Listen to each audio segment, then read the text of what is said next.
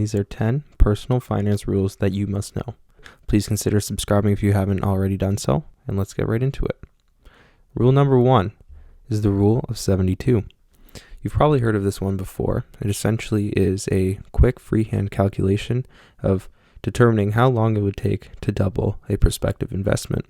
72 works is you take the number 72 and you would divide it by your desired or expected rate of return, and that would give you essentially an estimate of how long it would take to double your investment. So, for example, we know that certain index funds, like the S&P 500 provided by Vanguard, on average they might return 10% annually. So you would take number 72 and divide it by 10%, and that would give you 7.2 years. So if you follow this sort of calculation, then you would know that it would take roughly 7 years to double your investment. Of course, this is not accurate right up to the decimal place, but it is just a good shorthand calculation to do off the top of your head if you're ever wondering how long it would take to double an investment. Number 2 is the 50-30-20 rule. This is great for people who are moving out on their own for the first time or who are trying to budget their expenses and make sure they have enough money to get by. So essentially, 50% of your gross income goes towards fixed expenses and basic necessities. So that's your food, rent, insurance, transportation, etc. You can set aside about 30% of that money to go towards discretionary spending to make sure you're not only providing for yourself but also enjoying life. So going out to eat, shopping, traveling, all things of that nature. And then lastly, the 20% goes towards saving and debt repayment. So if you have any student loans or any high interest loans, you want to take care of that, but also you want to be putting money aside into index funds or other investments to make sure you grow your money. Now, these ratios are sort of just a general rule of thumb, but of course that goes without saying that you could change these. So maybe you want to save 30% and put 30% towards saving and debt repayment and only 20% towards discretionary spending. 3 rule for housing. This essentially states that you should have 30% of the purchase price saved in cash before you buy a house. We all know 20% is a pretty common down payment, but personal finance experts, I guess, recommend having an extra 10% in case, the price were to go up or you need a buffer. And usually you can expect to spend anywhere from 2 to 4% in closing costs as well. So having that additional 10% buffer is just really good to come up with any expenses you might have in the short term. Additionally, the second number 30 stands for the fact that you should not be spending more than 30% of your gross income on mortgage or rent. And some even say that this should include the house payment and utilities. So making sure that you don't spend more than 30% on either of those. Now, you can also house hack if you need to by having roommates or renting out a portion of your house that you're not using. Those can all help offset the cost of housing. But in general, I would just say rent or buy a place that is within your means and within your budget. And lastly, the last number 3 stands for the fact that you should not buy a place worth more than 3 times your annual income. So if you make $100,000 a year, then you shouldn't be buying a place worth more than $300,000. The same goes if you were to make only $50,000 a year, you should not be buying a place that costs more than $150,000. Of course, this is easier said than done, as a lot of housing markets have caught fire recently, but just, think wisely. Do not jeopardize your personal finance just to live in a place that you can't afford. Rule number 4 is all about emergency funds. Your emergency fund should be big enough to cover about 3 to 6 months of expenses, so that includes food, rent, insurance, etc. Anything that is coming up month after month. Another important part about emergency funds is that it's not an investment. It's, your rainy day fund for a time where you need the money. So this should not be invested in assets like stocks, ETFs, mutual funds, crypto, real estate. It needs to be held in a savings account that hopefully is earning high interest, but these days with interest rates, you might be lucky to get 1.25, 1.5%, maybe 2% if you're lucky, but you need to be able to have this money in very liquid cash-like assets and something that you can withdraw easily without any trading fees or commissions, or something that can be taken out when you need the money for an emergency. Rule number 5, pay yourself first. Even if you're on a tight budget, you must put a portion of what you make into savings and investments. So before any food, before you pay rent, before you treat yourself to dinner, before your car payments, you must pay yourself first. as a bare minimum, someone like Kevin O'Leary, who is obviously a personal finance media personality, if you will, a dragon, a very prolific investor. Someone like him says that you should be investing at least 10% of what you make as a bare minimum.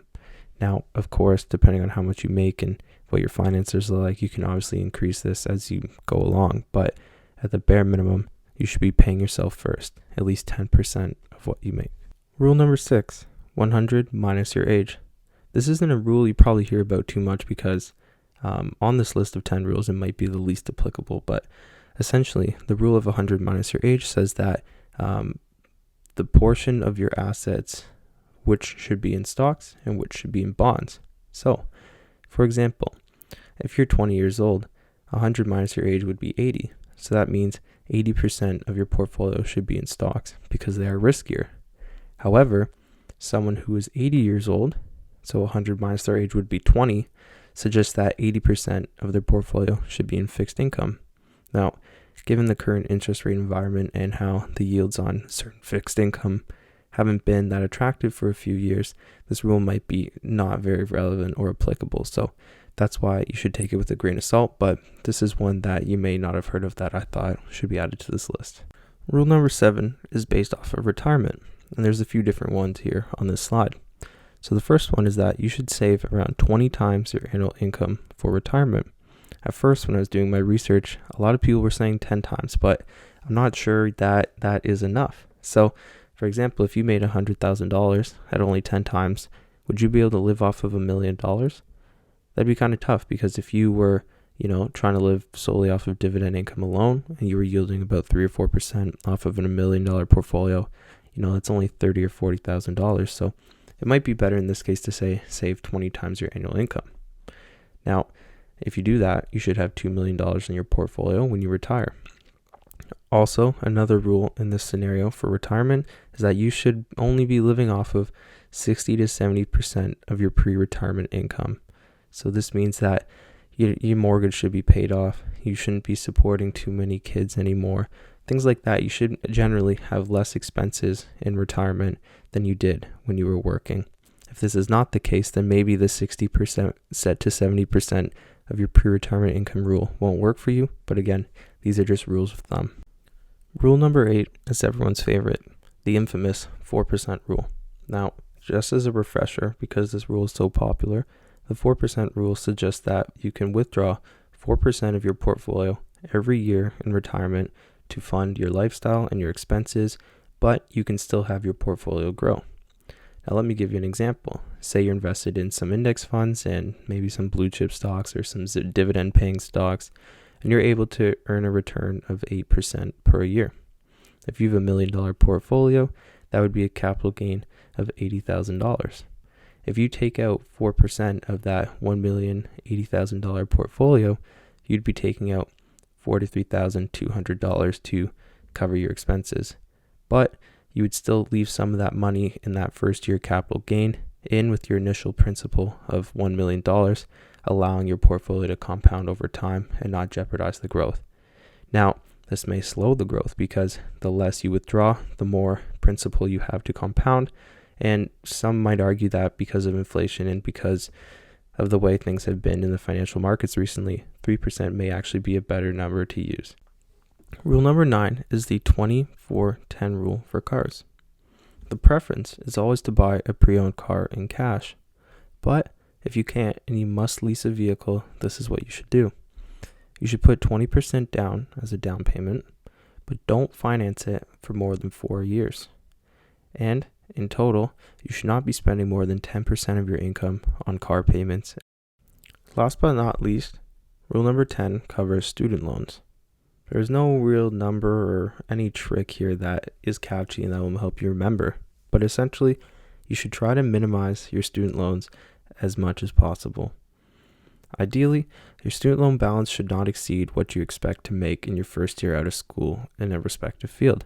So for example, if you go to school for business and you're going to be an analyst or you're going to work for a company and maybe make $40,000 or $50,000 coming out of school, your student loans in aggregate for all 4 years, or if you have a master's degree as well, that should not exceed what you are going to make in your first year.